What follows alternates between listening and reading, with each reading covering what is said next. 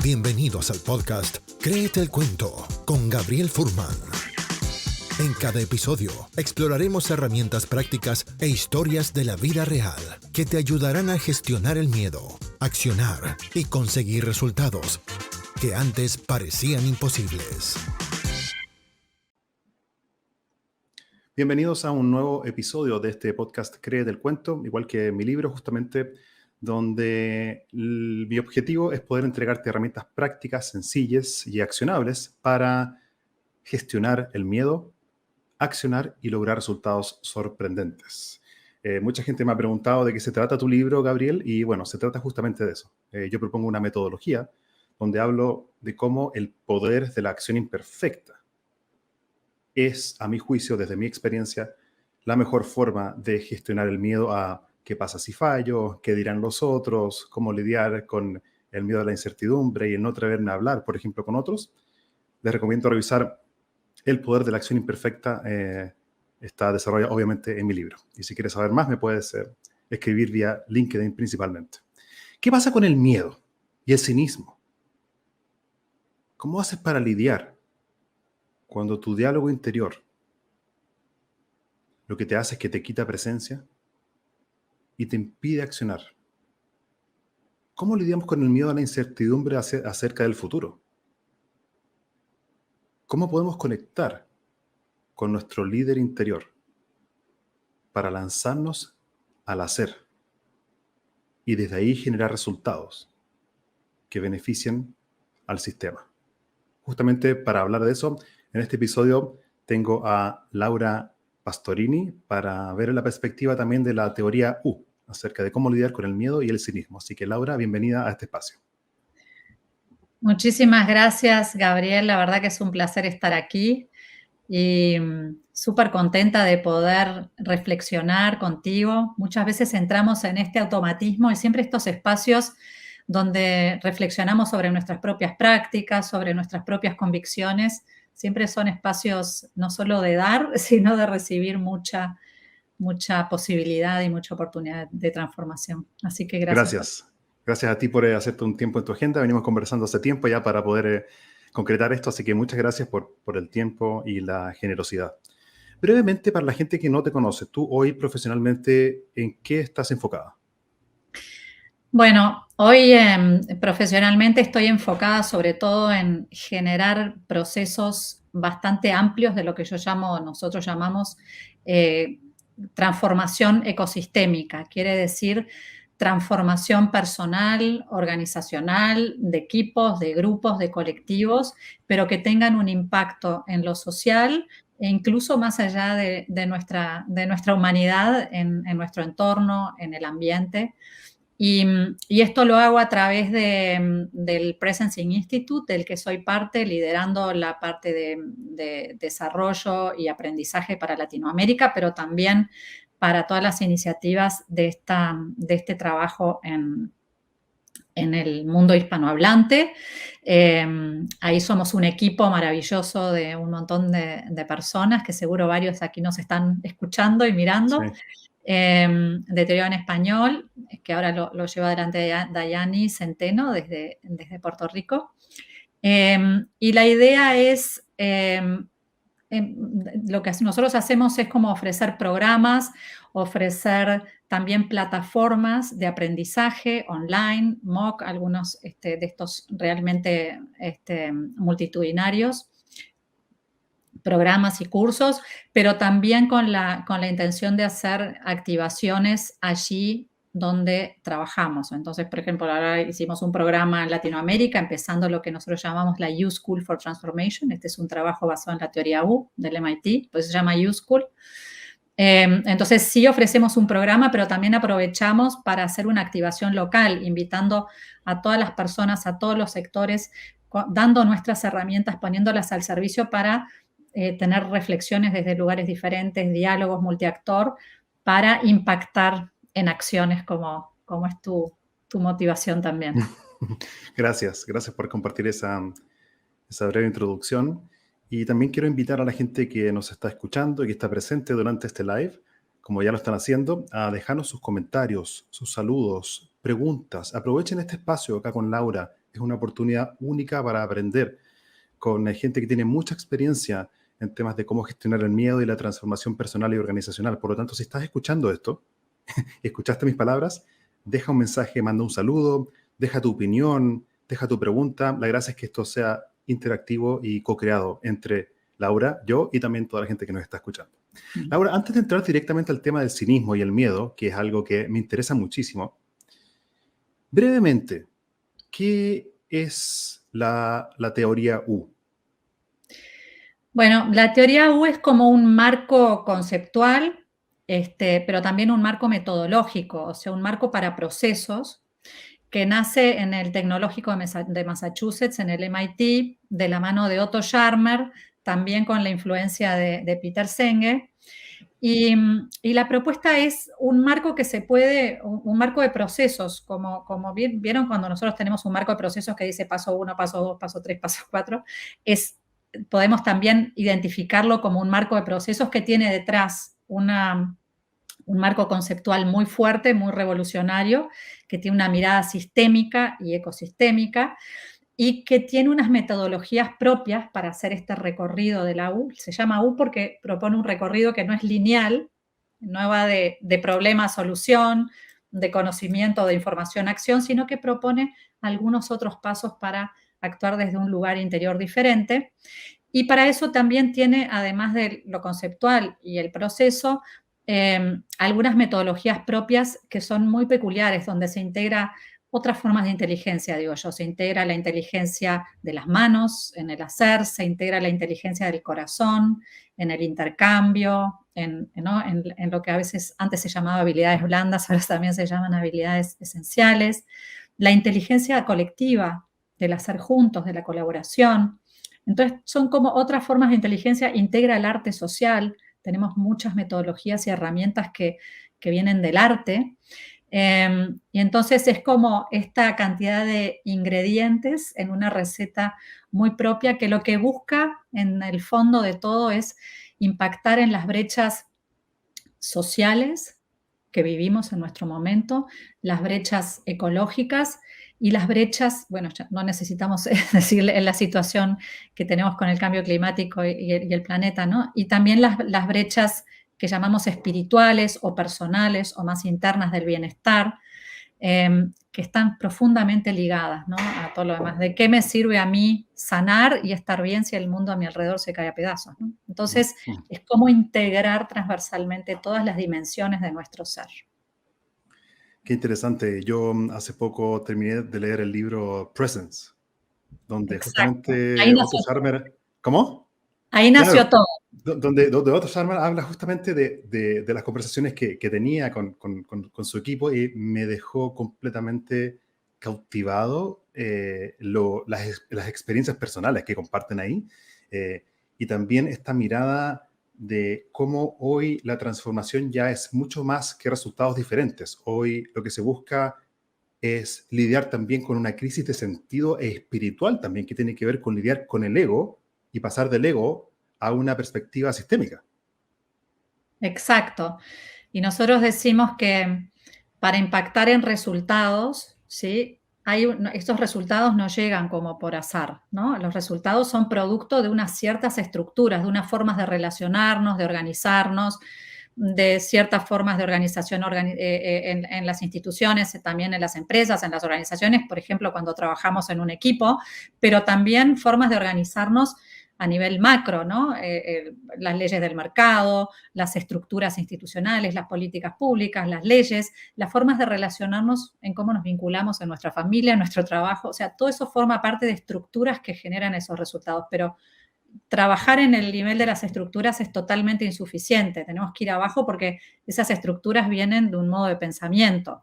No tenemos discriminación de las mujeres en el trabajo porque sí, vienen de una manera de pensar ¿no? que llamamos patriarcado, por ejemplo, o no tenemos la competencia loca porque sí, sino que tenemos incluso debajo de esas formas de pensar, tenemos otros resortes que ahí es donde viene el miedo, ¿no? O sea, esas formas de pensar, por ejemplo, la idea de la escasez, de que para que uno gane otro tiene que perder, eso da lugar a jerarquías muy estrictas en las estructuras y a resultados como la discriminación, pero la base de eso, lo más profundo, en lo más oscurito del iceberg, ahí tenemos el miedo, ¿no? El miedo a quedarme sin la comida, a no poder darle de comer a mis hijos. Son miedos muy legítimos. Entonces, ¿cómo transformar, ¿no? Cómo cambiar esas fuentes de inspiración para transformar paradigmas de pensamiento, estructuras, y entonces solo ahí podemos transformar resultados, ¿no? Y el camino del ego al eco, como decías tú, ¿no? Sí, eso me quedó grabado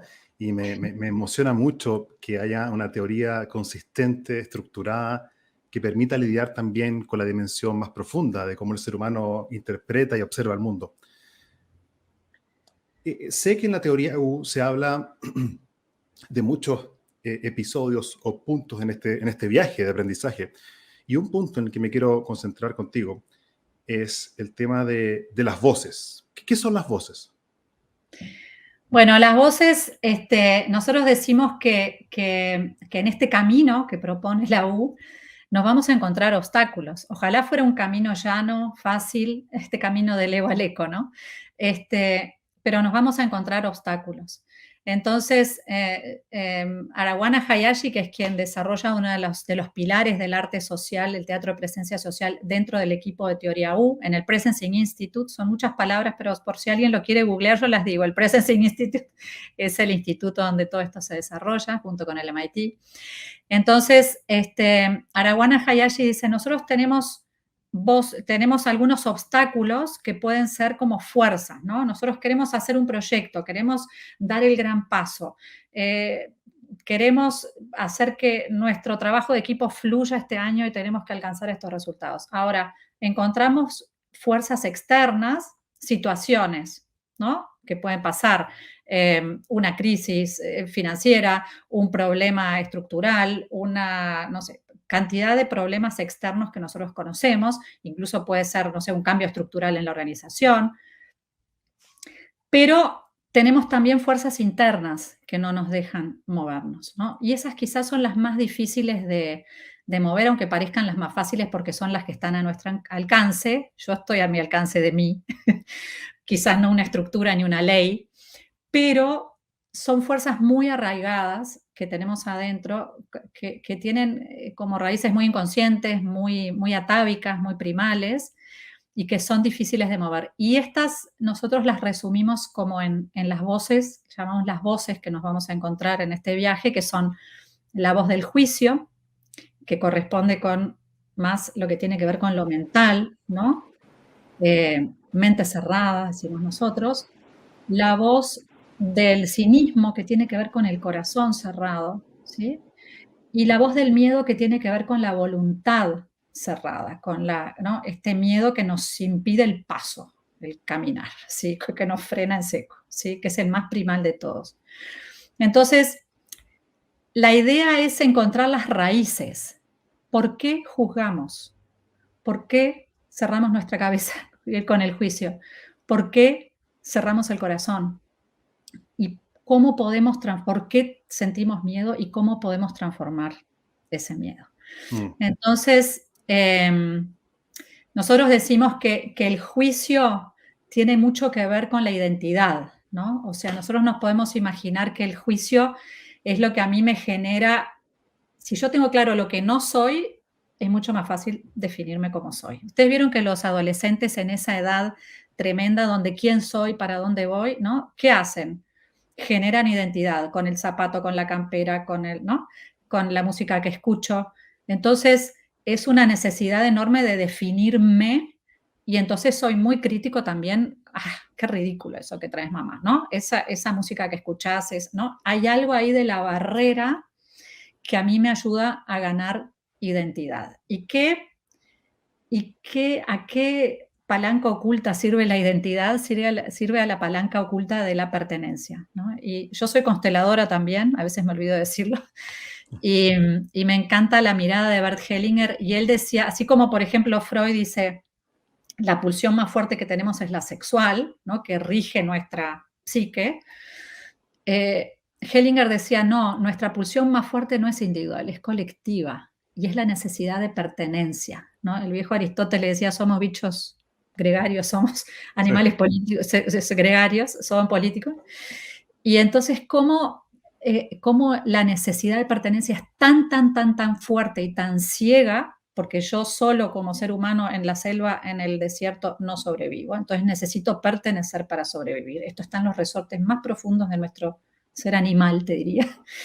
Entonces, me asegura pertenencia, ¿sí? La identidad genera pertenencia clara, ¿no? Entonces, pero cuando esto se exacerba, también cuando esto se transforma en un miedo al no pertenecer, que está lógico en la adolescencia, pero que después muchas veces a muchos se nos queda, ahí empieza a tener como un precio muy alto, ¿no? Entonces, el precio del juicio, el precio más caro que tiene el juicio es la separación, ¿sí? Yo me separo de alguien cuando juzgo, ¿sí? Justamente buscando esa barrera, lo que logro es la separación. Si tengo juicios sobre mi madre o sobre mi jefe o sobre, no sé, determinada persona por lo que sea, por cómo se viste, por su partido político, por su religión, lo que hago es separar, ¿sí? El ejercicio, el gesto es la separación. Eso es muy interesante, ¿sabes? Que nunca lo había pensado. Es decir, cada vez que yo juzgo, me estoy separando de lo que juzgo.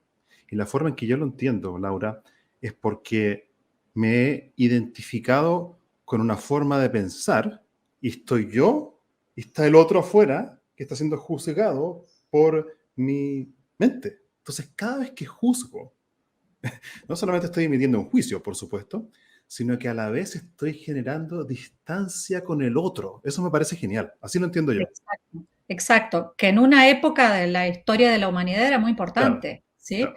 O sea, quién es quién y no nos cruzamos. Entonces, hasta para la endogamia, ¿no?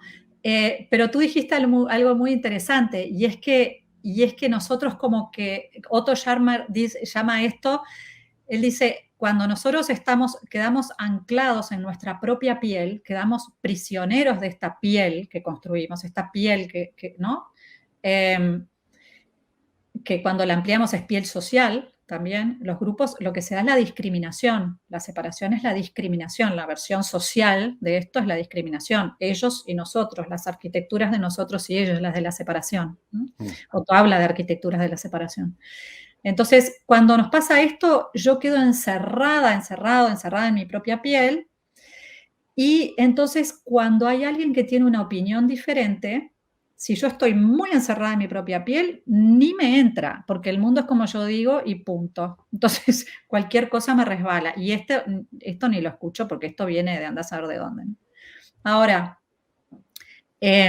cuando yo hago el primer gesto, y me encanta porque cuando publicamos este podcast, Daniela Weitzman fue una de las primeras, yo no la conocía, si estás ahí, Daniela, no te conozco, pero me encantó porque ella dijo, tenemos que sacarnos la venda. Sí, eso dijo, me acuerdo. ¿Ah? Sí. Y ese es el primer gesto que necesitamos para empezar a salir de esa piel. Porque si no, nuestro diálogo rebota contra las paredes de nuestra piel. Es un monólogo, no hay diálogo. Nuestra vida es un gran monólogo, ¿sí? Y donde hay alguien que tiene el mismo monólogo, ahí me junto y...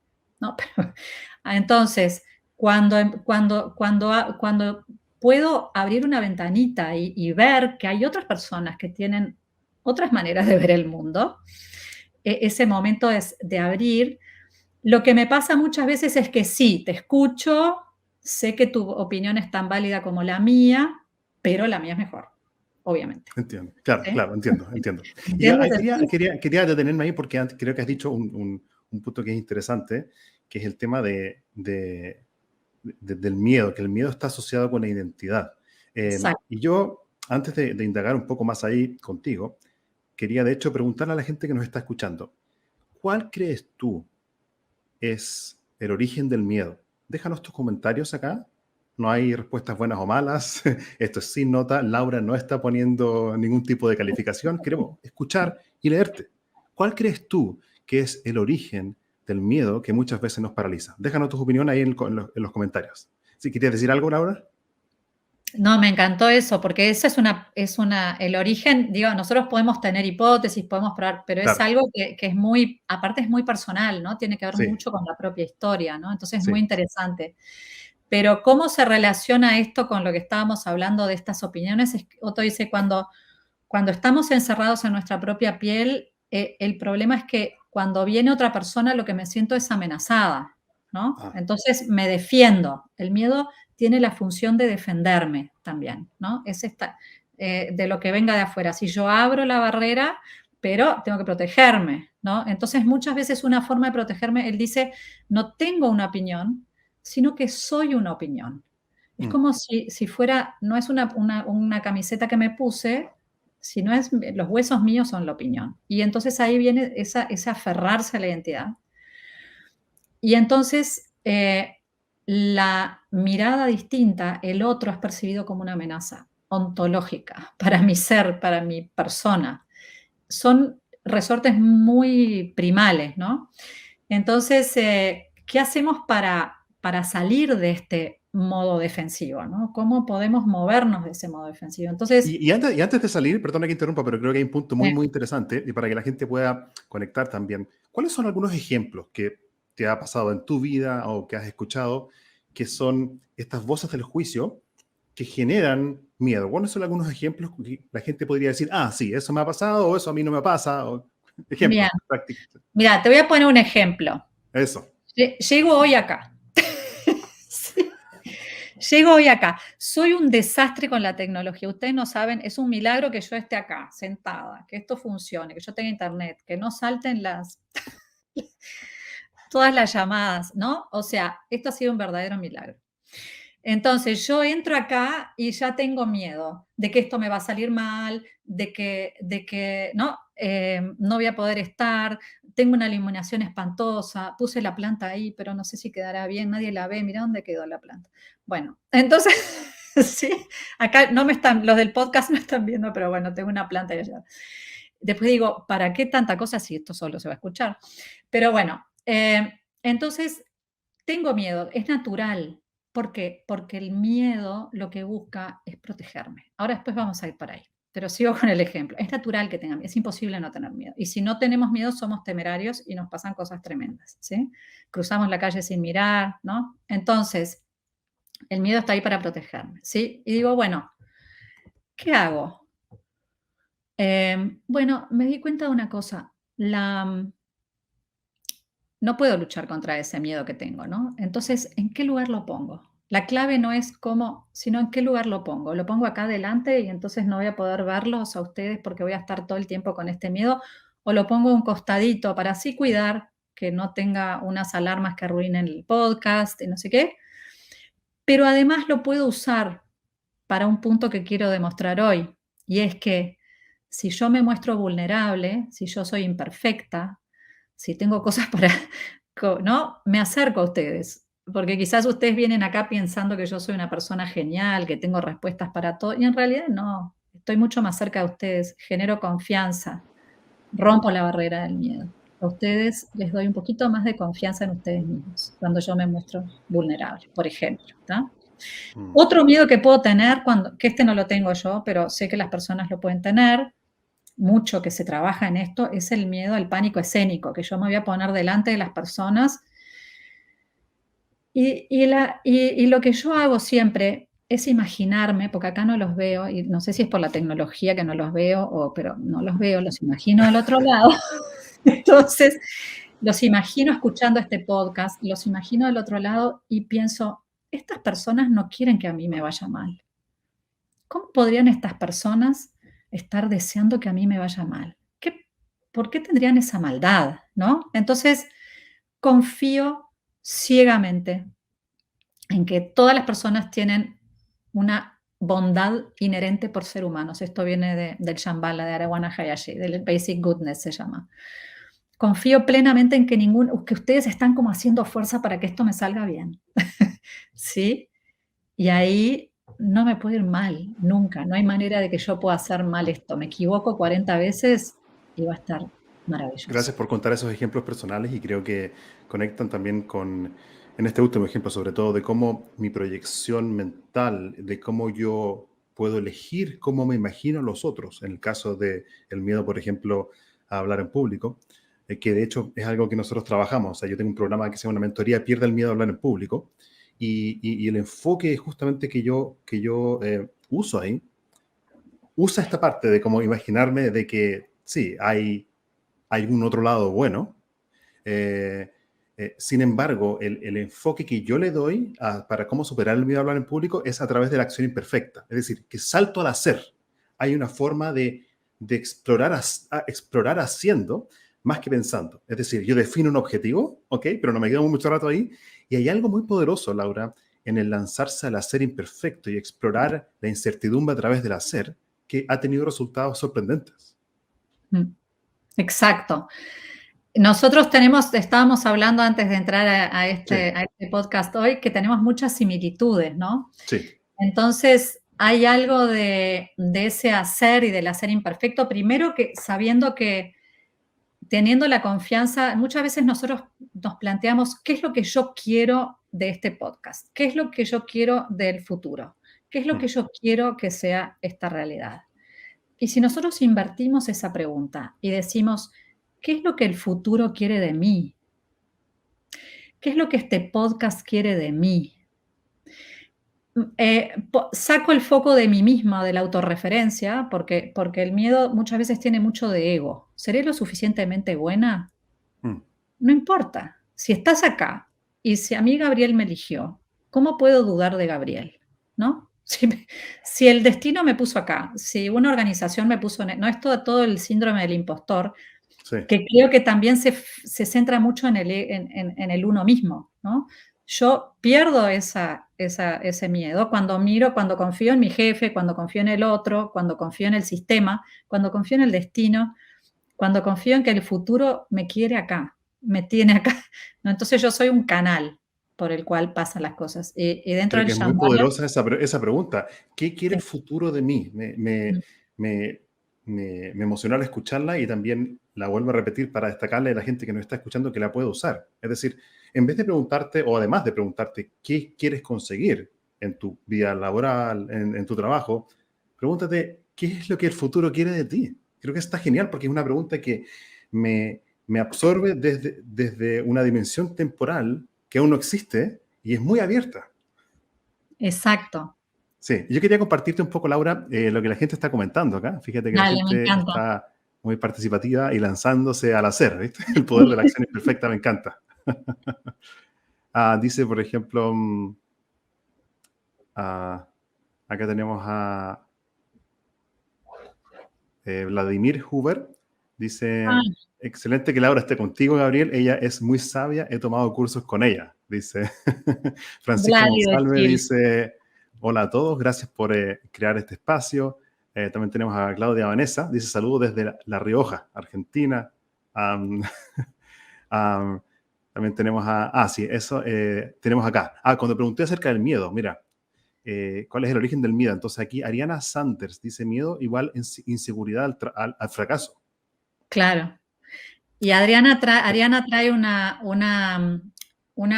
clave, una pregunta muy, muy importante, porque creo que además de toda la inseguridad y el miedo y todo lo que siempre tuvimos, lo que ahora hay es una percepción de inseguridad, ¿sí? PNUD hizo un estudio el año pasado, 2020-2022, sobre la percepción de un futuro incierto o peor del que, o no, esta inseguridad de futuro y la percepción en 2020 y bueno, estábamos en pandemia, ¿no? Pero la percepción de 2020-2022 en el mundo era mucho más alta, casi el doble que las guerras mundiales. Es un informe del PNUD muy interesante.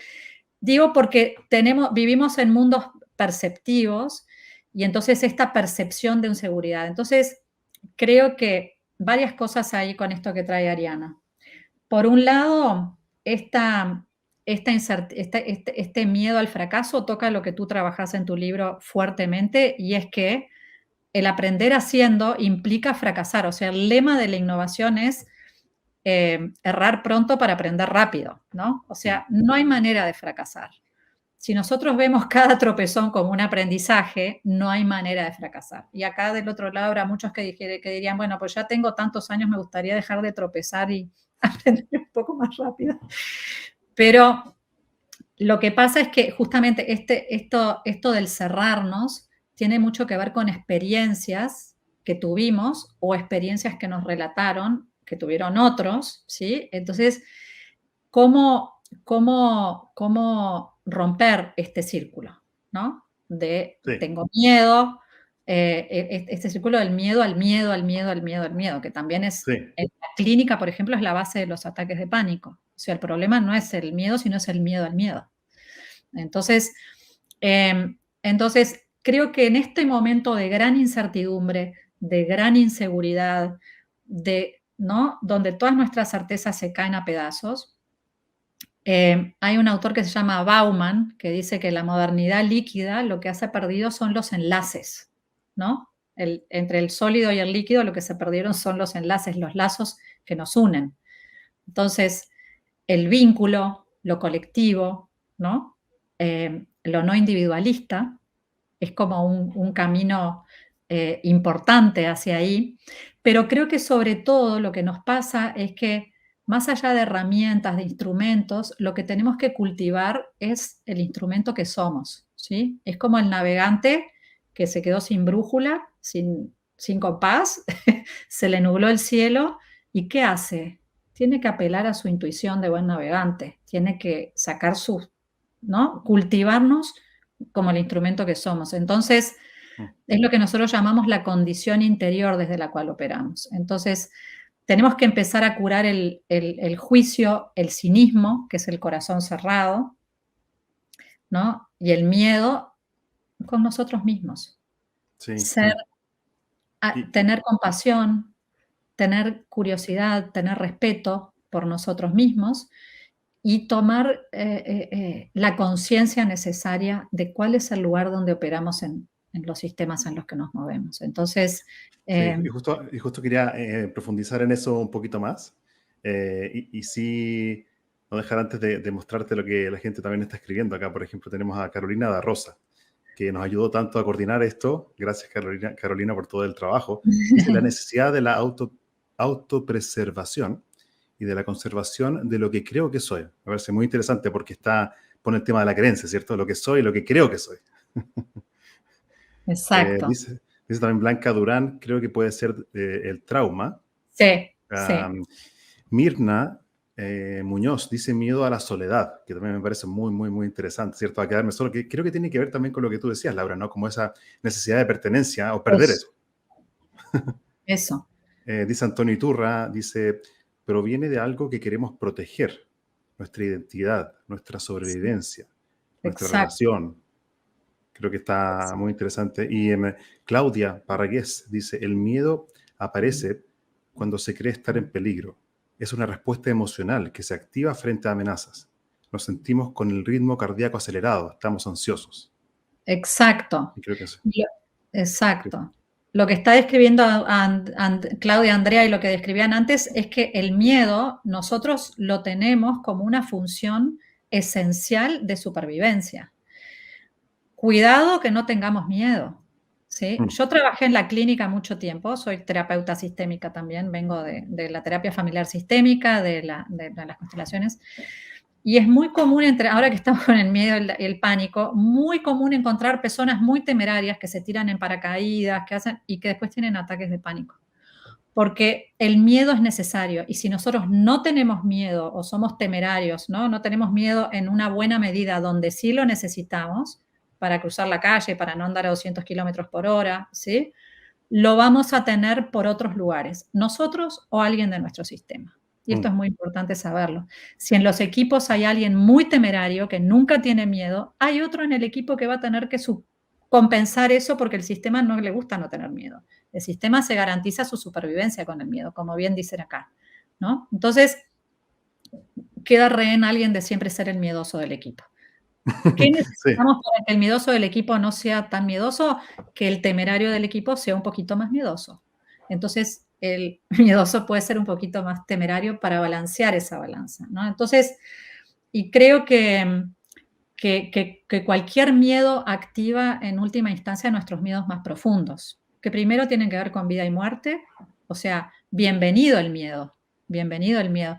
Y les invito a quizás antes de pasar después a esto del trauma y de la soledad que traían, les invito a hacer un pequeñísimo ejercicio y es ahí donde están, cierren un momento los ojos.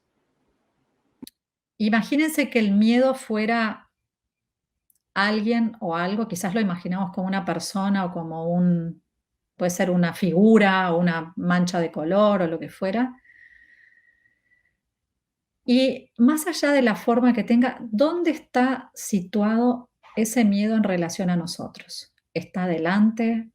¿Está al costado? ¿Está detrás? ¿Cuál es el tamaño que tiene?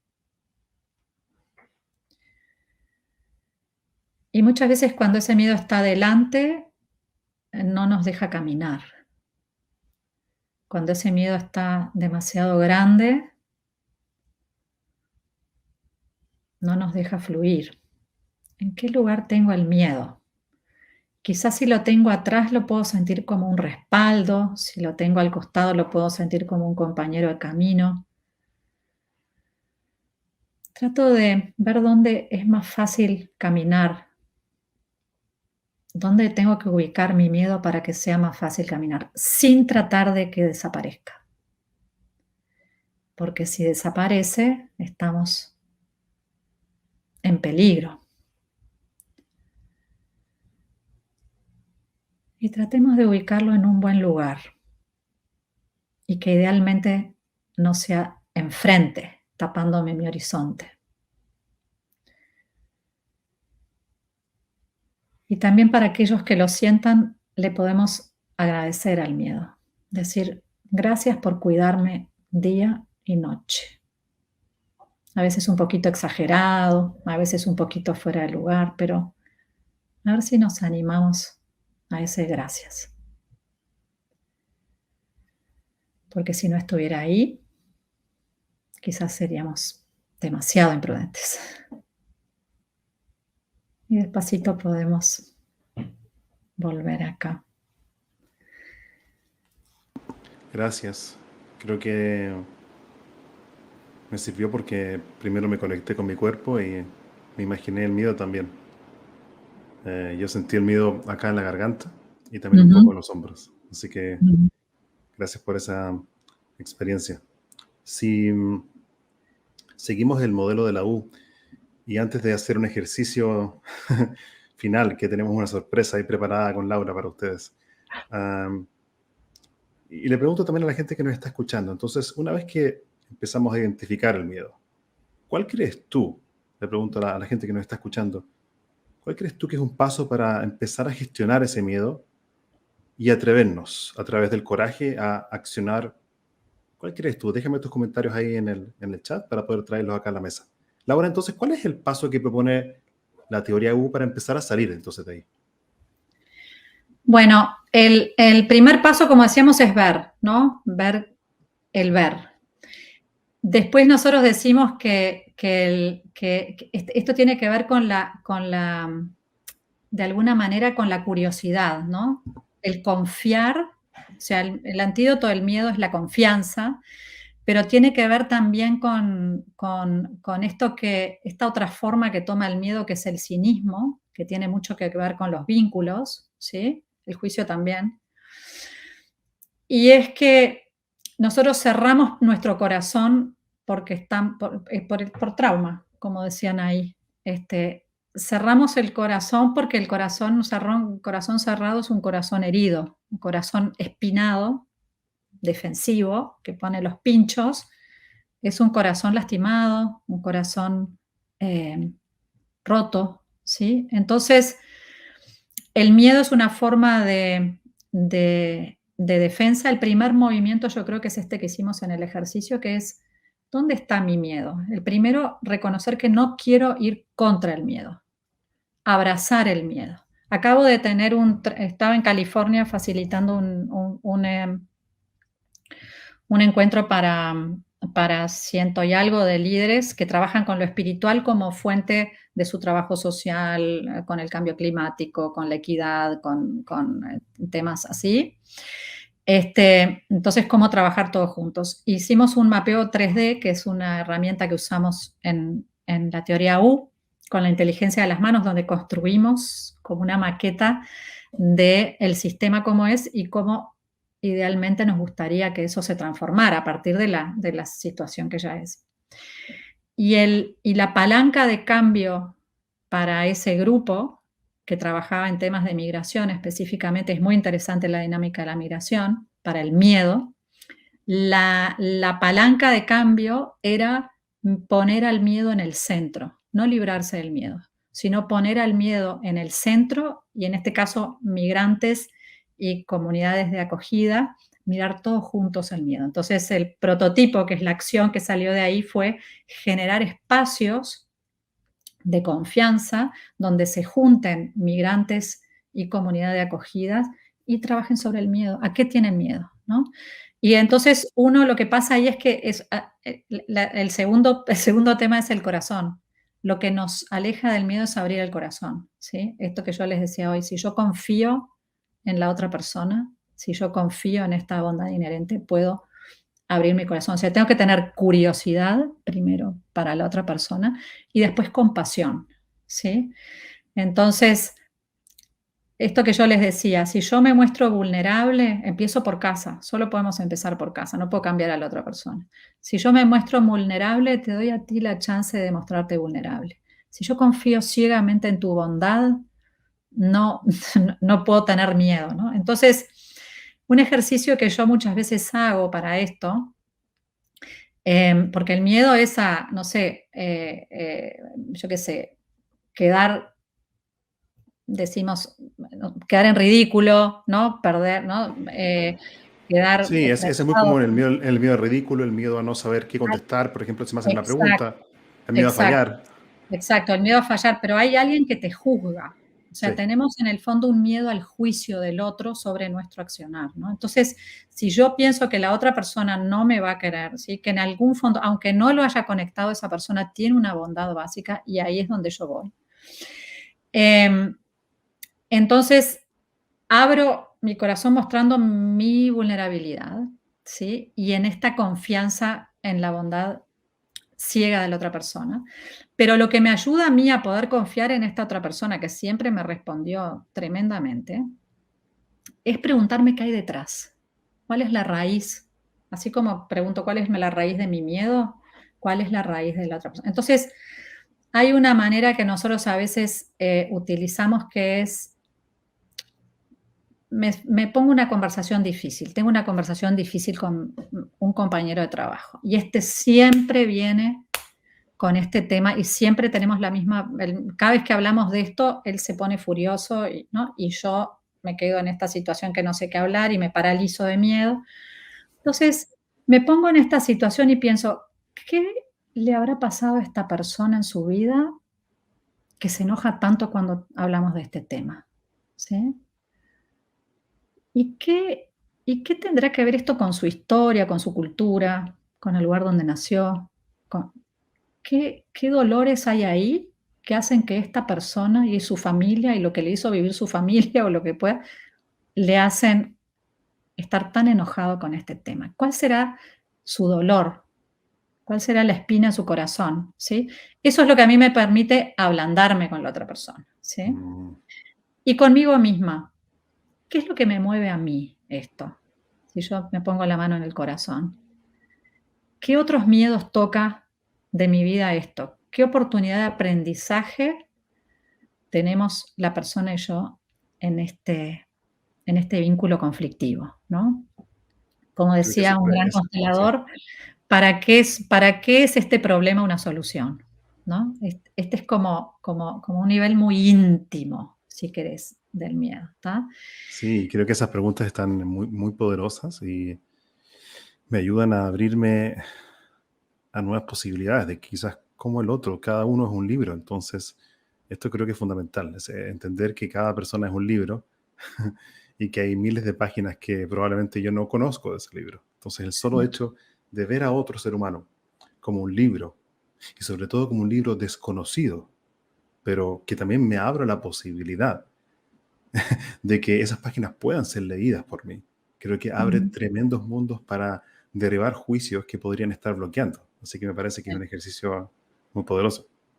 Sí, también esto, Thomas Hübel, por ejemplo, que trabaja mucho con el trauma, utiliza este tipo ¿no? de indagatoria sobre qué es lo que hay detrás y la lleva incluso a, después de preguntarnos qué tendrá la persona de su historia personal, su cultura, su origen, ¿qué nos está diciendo esto de la humanidad?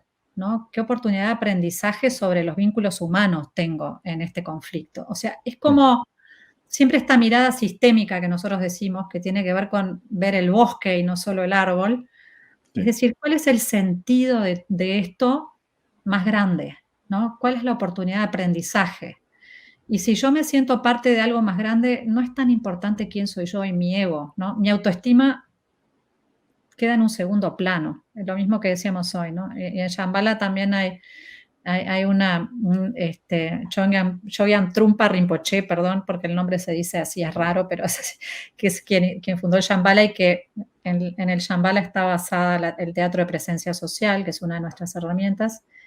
Y él decía, yo no entiendo esto de Occidente de la autoestima, ¿no? Decía, yo no dudo del árbol, no dudo del sol que sale todos los días, no dudo de la piedra. ¿Por qué habría de dudar de mí? Desde el momento en que existo, seguramente para algo estoy acá, ¿no? O sea, seguramente un sentido tengo, ¿no? Entonces él sí, decía, no sí. comprendo, pero es genial. Bueno, él lo plantea mucho más poéticamente que yo, pero, pero hay algo ahí de esto, ¿no? Y creo que la compasión con nosotros mismos y con los otros es lo que nos permite cultivar el suelo de la confianza. Yo siempre digo, no hay valentía, porque hay gente que dice lo opuesto del miedo es la valentía. Hay quienes que dicen que es la confianza y hay quienes dicen que es el amor, ¿no? Es como esta confianza ciega en que el otro ser humano tiene una bondad y este amor, ¿no? Por la humanidad, incluso por aquello que duele, por el perpetrador, por el... Es un Sí, ejercicio profundo, pero no está fuera de la respuesta, ¿no? Está... sí, sí. Y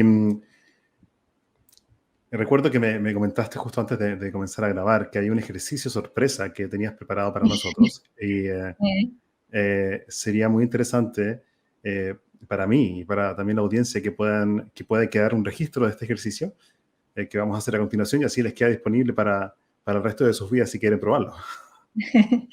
Genial, divino. Entonces, tú decías una cosa importantísima y es que cuando tenemos miedo, hagamos igual, ¿no? O sea, porque el miedo paraliza. Bueno, ¿qué pasa si yo con mi miedo y todo voy con mi miedo a la acción? ¿No? Que es mucho más seguro ir con mi miedo a la acción, pero voy. Entonces, ¿pero cómo hacemos este paso? Y este es un ejercicio que ayuda a no tenerle miedo al fracaso, a no tenerle miedo a ese paso de la acción imperfecta, animarse a la acción imperfecta. Es un ejercicio que viene de la tradición budista y particularmente yo lo tomo del Shambhala, y una versión lindísima de Pema Chodron, y si la pueden después googlear, es una mujer maravillosa, y de esta tradición Shambhala. Entonces, se llama Wind Horse Meditation. Yo le voy a poner unos alicientes ahí, pero básicamente se llama el caballo de viento. Entonces, lo que dicen es que esta meditación, los dos elementos del caballo y del viento, el viento es algo imparable, tiene la energía que necesitamos para la acción, ¿no? La fuerza del viento, y a todos lados llega, pero a la vez el caballo es algo que podemos montar, que podemos tener cierto dominio, no usan la palabra control, pero que puede ser como cabalgado. O sea, yo puedo cabalgar el Ok. viento. Es algo así. Cabalgar en eso que no sea porque también la falta de miedo es una huida al futuro, ¿no? Una huida desesperada. Y no queremos eso, queremos un miedo, un actuar consciente. Entonces, por eso es lo del Windows. Y, y la idea es simplemente donde estemos, sentados, por ejemplo, puede ser parados también, pero supongo que la mayoría están sentados. Y la idea es tener una postura, como decimos, que dignifique al ser humano, digna y elegante, como dicen en Shambhala, o sea, no caída para atrás, sino que nos permita esta conciencia de la espina dorsal y que nos ponemos las manos en la ingle, ahí en la cadera, como muchas veces ponemos la mano en la cadera. ¿Vieron cuando antes la maestra nos rezongaba y ponía las manos en la cadera o la mamá? Bueno, pero lo hacemos con cariño, no con esa posición amenazante, pero sí es las manos allí y los codos hacia afuera. Y allí conectamos en esa posición con la generosidad y la solidez de la tierra debajo de nuestros pies. Y podemos sentir la firmeza de la tierra ahí debajo. Eso que nos da seguridad, firmeza, solidez, que es la tierra debajo de nuestros pies. Y podemos imaginar que podemos tener hasta unas raíces que encarnan ahí, que afirman en la tierra, nos dan esa firmeza en la tierra.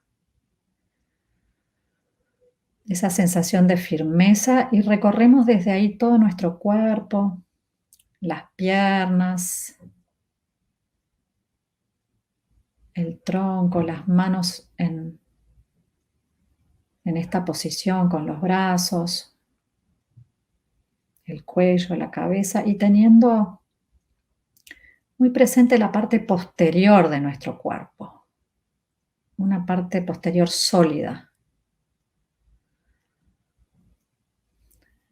Y la parte posterior sólida, podemos imaginar que detrás nos sostienen todo lo anterior, nuestros ancestros, nuestra historia, nuestros tropiezos, nuestros aciertos, nuestros amores, nuestros desamores, lo que llamamos éxitos y lo que llamamos fracasos. Todo eso sostiene como experiencia de vida y todos nuestros ancestros ahí detrás, nuestros maestros. Y eso habilita que tengamos un frente suave, abierto, receptivo. Y el marco de los brazos dando firmeza y seguridad a nuestros lados.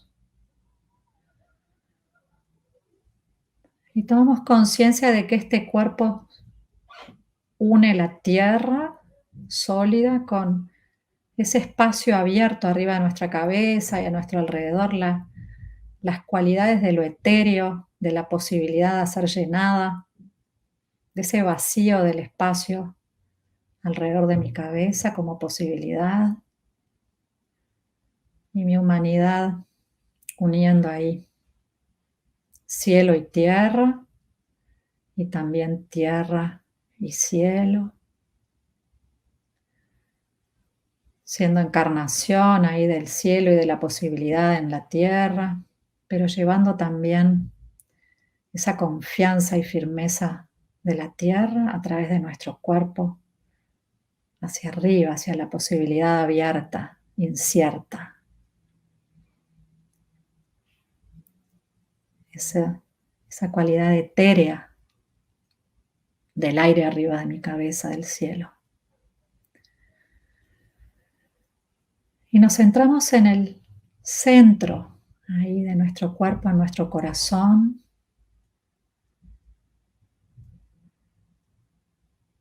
Y conectamos con esa cualidad que a veces la tenemos más presente y otras veces menos,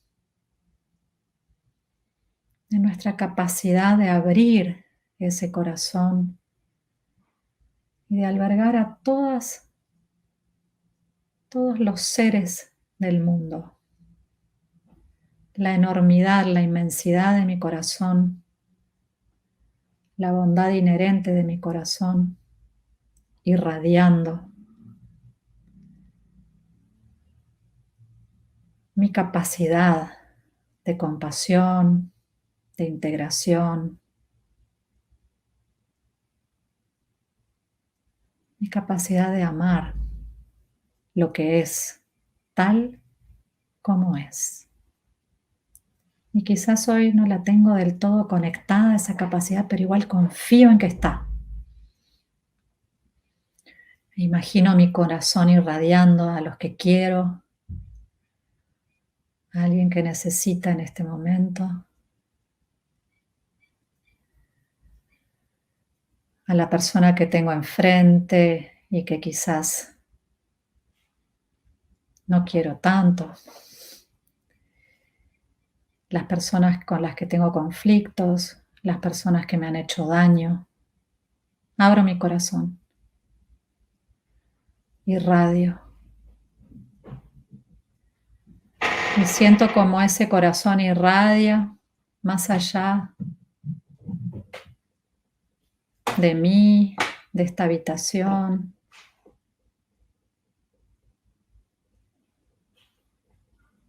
hacia todos los seres conocidos, desconocidos.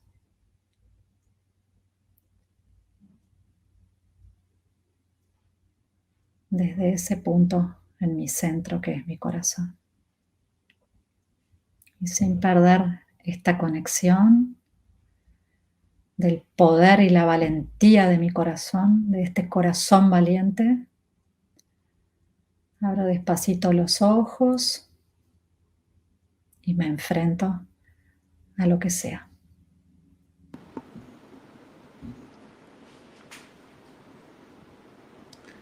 Gracias, Laura, muchas gracias por crear este espacio. Yo quería aprovechar de tomar las últimas palabras de la gente que nos está escuchando y los invito a que nos dejen en el chat con qué aprendizaje te quedas tú de esta conversación con Laura Pastorini. Déjanos tus comentarios, una línea suficiente. ¿Con qué te quedas de esta conversación que escuchaste? Y querida Laura, te quiero hacer también la pregunta a ti. Esta conversación que estábamos cerrando ahora, ¿con qué te quedas tú? Me quedo con la belleza de esta conexión, la oportunidad de estos espacios.